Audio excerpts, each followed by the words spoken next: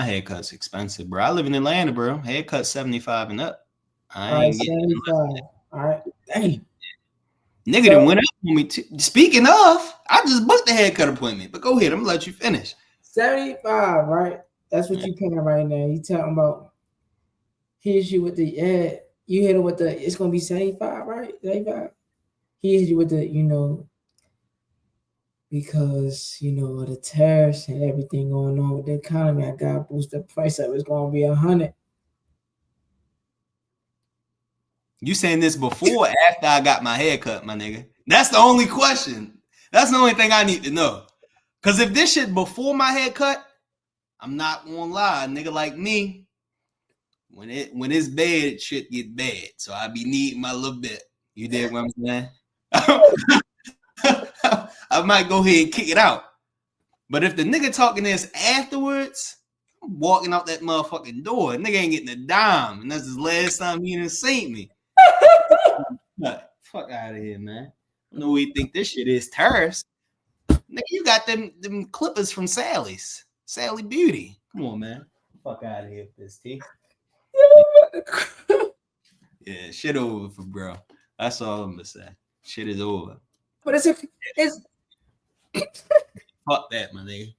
Afterwards, yeah, you should have said that in the beginning. You did what I'm saying? Yeah, it's over, my nigga. You ain't got to worry about saying no more. Yeah. When I was watching Club 520, Jeff Teague and them podcasts or whatever. They was talking about haircuts and stuff like that. Okay. And they were saying like, obviously they can spend, whatever on a haircut, but the average person got to spend $50-$60 on a haircut, bro. That's just, come on, bro, not realistic. You know what I'm saying? And then the customer service be bad. Like, how you gonna charge me $40, $50, $60? You ain't talking to me doing the cut. You ain't making sure I'm good. Shit all in my eyes, and you ain't even brushing it off. Yeah. Come on, man. The customer service, you ain't even servicing me right. Yeah, bro. I ain't these new age barbers, bro. They be on some shit. Yo, I remember the barber used to, at least for me, I got waves. So I get my hair cut. I remember when the barber used to fucking like block the hair from getting in your face and shit. You know what I mean? When they cutting it. Now the shit be all in my eyes and shit. I wear contacts. My eye fucking read. You know what I mean? I look like I got pink eye in the fucking barbershop. And then they won't talk to me. Man, won't talk to me. I'm trying. Yeah, how you feel about the finals and or the playoffs? I don't even really watch basketball. What do you mean? Yeah, what the fuck, nigga? You a barber. You know what I mean? That's a part of the job description. Talk about sports, nigga. What? You feel me? At least ask me what's going on, big bro. How you doing? Nigga, just let me sit in the chair. Grabbing my head, moving it, not saying a word to me. You dig what I'm saying, bro? I don't know, man. I'm just like, at the end of the day, if you're gonna charge me $50-$60, let me get my money's worth. If you think Shedeur was at a different university, let's say like the LSU's or like Alabama's or Georgia's of the world, where obviously linemen are fucking 6'6", 300 pounds, you ain't really got to worry about blocking. Do you potentially see Shedeur as maybe a first round talent in that situation if he wasn't playing underneath his dad and at a different university? I absolutely do, because okay, because that was the problem. That was the problem. Even because you gotta look at, even with the bad blocking and everything, look at the numbers that he was putting up. So just imagine if he getting the blocking, then the receivers. You mentioned all the teams in the SEC. The receivers in the SEC and the blocking. Are you kidding me? They probably went for 4,000 yards. Yeah, they like that. You feel me? Like. Like he don't have to worry about niggas coming in and smacking his ass. You know what I'm saying? Like, pause. That's crazy. I was like, wait, what? I was gonna let it rock though. But, you know what I'm saying? But yeah, like, if Shedeur, and I always say this, like, and if Shedeur was at a real Power 5, obviously it's D1 is D1 regardless. But we talking about, like you said, LSU, Alabama, Ohio State, Penn State, Michigan, all those schools, they have top linemen. Like you said, 6'8", almost 340 pounds. We ain't talking about fat, we talking about muscles. Them niggas fighting that gorilla. They should be hooping. Those are the type of niggas that's fighting that gorilla. Yeah, I'm sending them. Fuck. I'm saying, yeah, 1, 2, 3, 4, 5. We good. That's all we need. 6 in the motherfucker. So yeah, I think if he was at any of those programs, he definitely would have been right where Cam Ward was. Because if look at Cam Ward, he was at Miami. I guess it's a double-edged sword though, because I guess do you feel as though, because let's not forget, Shadur wasn't like a highly ranked recruit coming out of obviously high school. He wasn't getting to like crazy offers, and that's with him being obviously Deion Sanders' son. Do you think that he would still get the opportunities that he got today at Colorado, the same exact opportunity, if he wasn't playing for his dad? Because I feel like that played a lot into like how quickly and like how much that like Shadur got thrown onto us, because realistically, I didn't think he was a top first round talent to begin with, but I think more so because of like his dad and shit like that, and like kind of where his dad was gassing him up at for real, that made people starting to take a liking to him. So this is my take with that, and let me sit up for this because damn, you feel me? You serious, y'all? Like, I would say this for anybody that has a parent that is in that limelight, or especially being a coach and everything like that. Me personally, I would be like, I don't want to play for you, Dad. I see your ass every day. I got to deal with you on the field. I got to deal with you at home telling me to clean my room. I got to deal with you saying that I can't go out. I got to deal with you saying that I ain't giving nobody the touches. I'm sick of hearing your voice. Yeah. I'm sick of seeing your face. So, like, for me, I wouldn't even want to be in your presence. I would rather go to a rival school, play against you, and talk shit when I get home. Damn, that's how you feel about Pops? Couldn't stop me today, nigga. Damn, that's how you doing it? Niggas ain't shit. That would have been hard though if he would have. Man, what? Yo, I ain't gonna lie. If he had beat like Deion in college, that would have been kind of crazy. Nigga, I was sitting at the dinner. So that's the defense you tried to put on me today? Oh yeah. I need to go back to practice. Yeah, get them boys back in the damn. You feel me? So like, I think it would have definitely gave him more confidence. I mean, obviously he's confident already, right? In those positions, but I think it would have been to the point where it was like a humble confidence. Like he still got to work, like he still got to put that work in, but he also now has that confidence that I'm not just getting this because Deion Sanders is my father. Like I'm Shador Sanders. I built this shit brick by brick. You feel me? So I think if he wouldn't have been coached by his father all his life, he definitely would have been, because that's would have been his chip. That would have been a chip on his shoulder. Why are you not just gonna go to your father? Because I can do this shit by myself. You feel me? Shiloh did it. Shiloh went somewhere. I don't know. Obviously, he finished with them, but I think he go like Florida State or like he went somewhere before.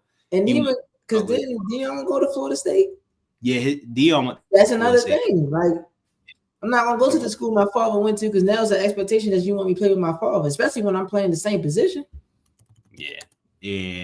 Let me make sure that's where he went at first. Oh, he went. He didn't go to Florida State. He went to South Carolina. Oh yeah. He was a Gamecock before. Yeah. So I mean, he tried to take that route, like you kind of said, like not being coached by his dad and shit. Yeah.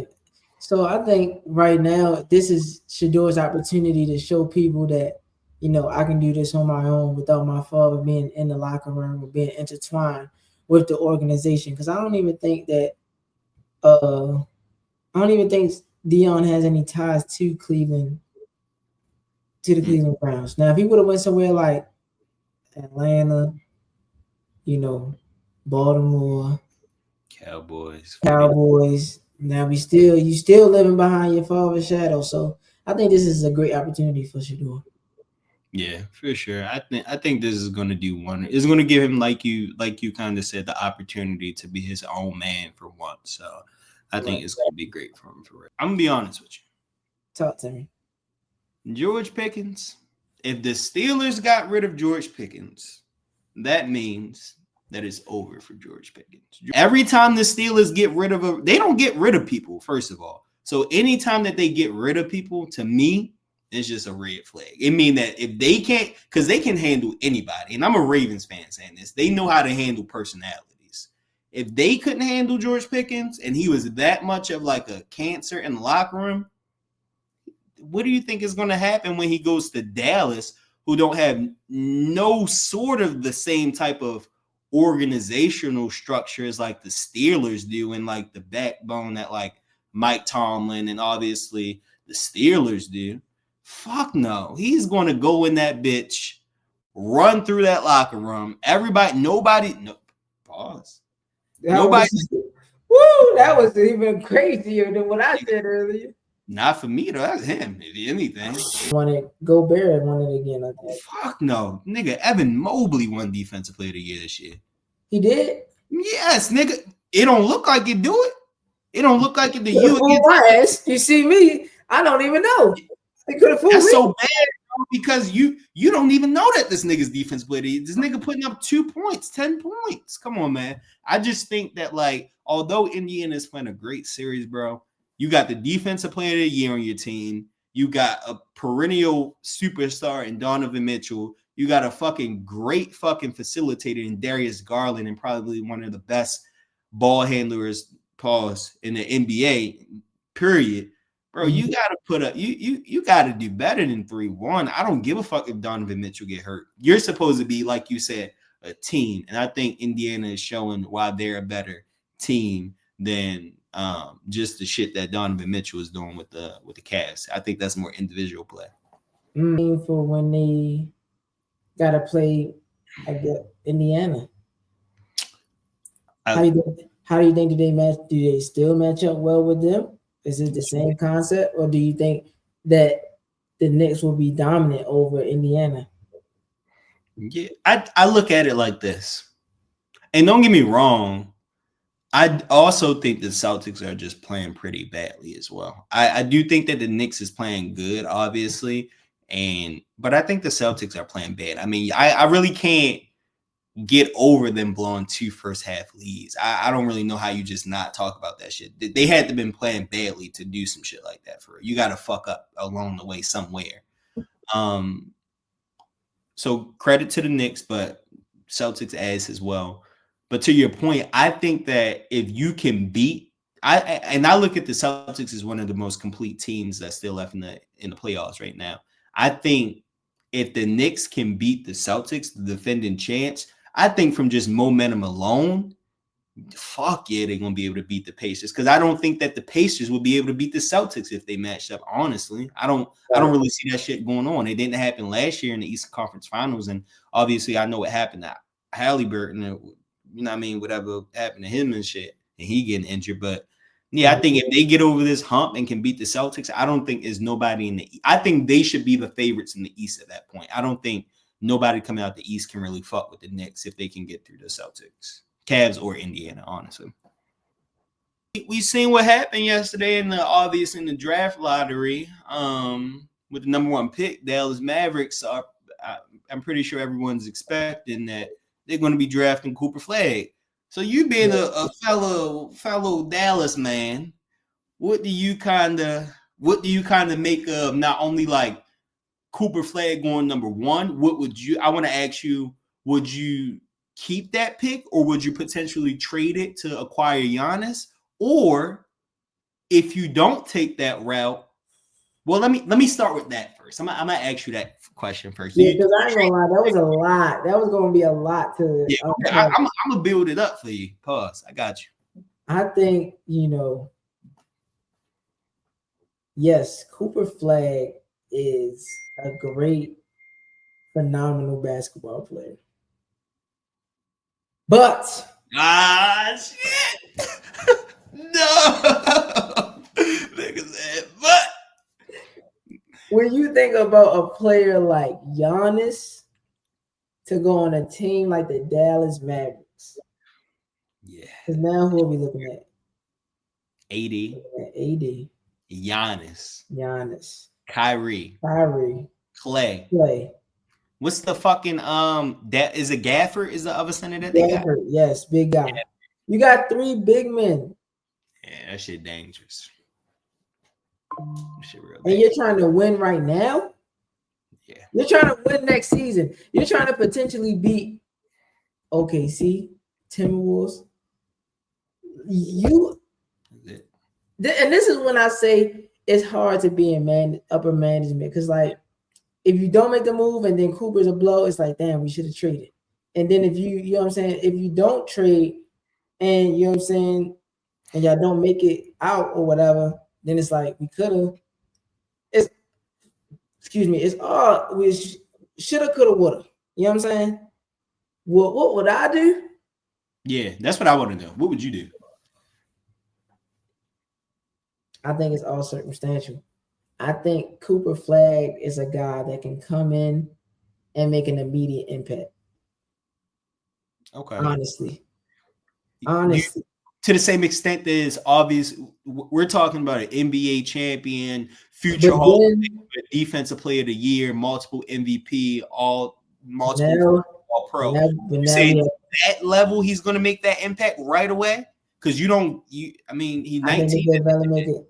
You said the same shit about LeBron. Wait a minute though. Hold up, T. Wait. I'm just saying. I'm not saying that the guy is. I'm not saying that he's LeBron. But what I am saying is that we gotta look at personnel for real. Like we're looking at Giannis. Giannis is a ball dominant person. You feel me? He gotta have the ball. Like when it comes down to it, he wants the ball. Then you gotta look at Kyrie. He gotta have the ball. You feel me? Like if you look at the dynamic of him and AD, how many touches is they really getting for real? Now you got two big men that's ball dominant, pause, that gotta have it in their hands, pause again, that gotta, you know what I'm saying? Like Kyrie is not a distributor, he's a scorer. You don't even really have no real point guard for them to facilitate to these niggas. You feel me? So I think that would be the downfall if Giannis comes to the Dallas Mavericks. The ball is not going to be distributed as much as people think. Yeah, I think if you don't switch the floor out, it's not like Giannis can go out there on the perimeter and shoot that motherfucker like AD. Yeah, he got to be down bottom for sure. But I mean, I think that's how it kind of works though, because I think AD would go out on the perimeter, and then that would leave Giannis more so down bottom, which I don't mind. Obviously, we know AD would probably be playing the center at that point, even though he don't like it. But they both 6'11", 7 feet at the end of the day. They both defensive player of the year. Well, Giannis actually won some. I don't think Anthony Davis won any, but obviously he runner up a few times. They both like presence defensively, but I think if you bring Giannis, you definitely need a point guard to facilitate for them, because like you mentioned, Kyrie is just not that. I don't really think Giannis is so much ball. What? I gotta take. I don't think that he's ball dominant per se, just because he played with Dame, he's played with Drew Holiday, he's played with Chris Middleton. He doesn't, obviously at the end of the game, he wants the fucking ball because he should get the ball, but he operates without the ball. He'll get down low, post up, then be like, pass me the ball and shit. So I think that obviously Giannis would be like great if you're trying to win right now. I think more so what I would do, I would probably go for Cooper Flag. And for the point that you kind of, I think I look at him as like a building block piece. And how I look at Cooper Flag, I think he can be like his NBA comp. I look at him kind of as like a Jason Tatum almost. Like when you look at his skill set and like the shit that they can do, I think that if you give him a few years to build and shit, like how the Celtics gave Jason Tatum a few years to get his shit together, I think he's going to be like really, really great. I think it's almost going to play out kind of how like the Lakers when they drafted Magic Johnson. Like obviously they already had Kareem on there. They was already in the conference finals the years before that and shit. I think it's kind of going to be like that same kind of situation. All right. And I love that take. But I literally just thought when you said they need a point guard to facilitate all that, right? Okay. You know what I'm saying? And this can be our, you know what I'm saying? Okay.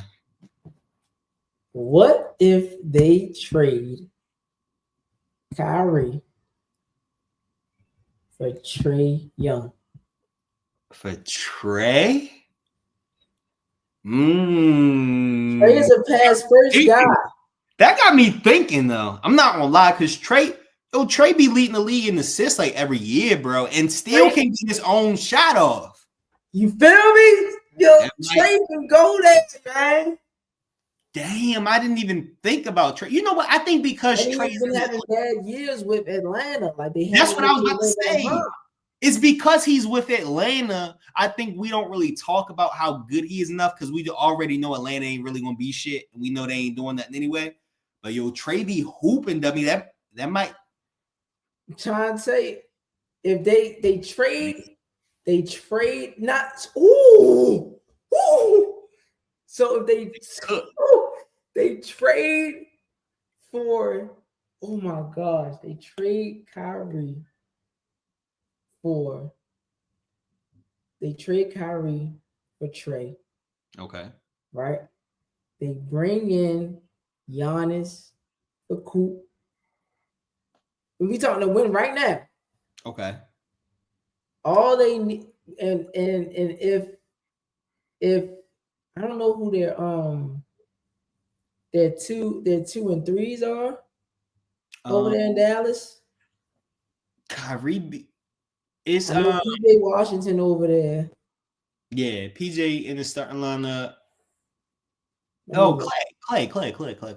Dallas Mavericks. Klay Thompson, nigga. Okay. But so it was right. Kyrie, Clay, PJ, AD, and then Dallas Gafford. They can do that. Look at who they got. Kyrie. Okay. Anthony Davis, Klay Thompson, Derek Lively. Oh yeah. PJ Washington, Max Christie, Daniel Gafford, Caleb Martin, shoot on the wing. Yeah. You feel me? Got pieces, bro. Spencer Dinwiddie, my bad. Yeah. I like then you got the young point guard and Jaden Hardy. You got the White Powell. They got pieces move around. They got like pieces legit. Yo, you heard her here first on the X and the O's podcast, bro. If they need to trade for Trae Young. Yeah, if they trade for Giannis, they got to trade for Trae Young. You heard it here first. Got to.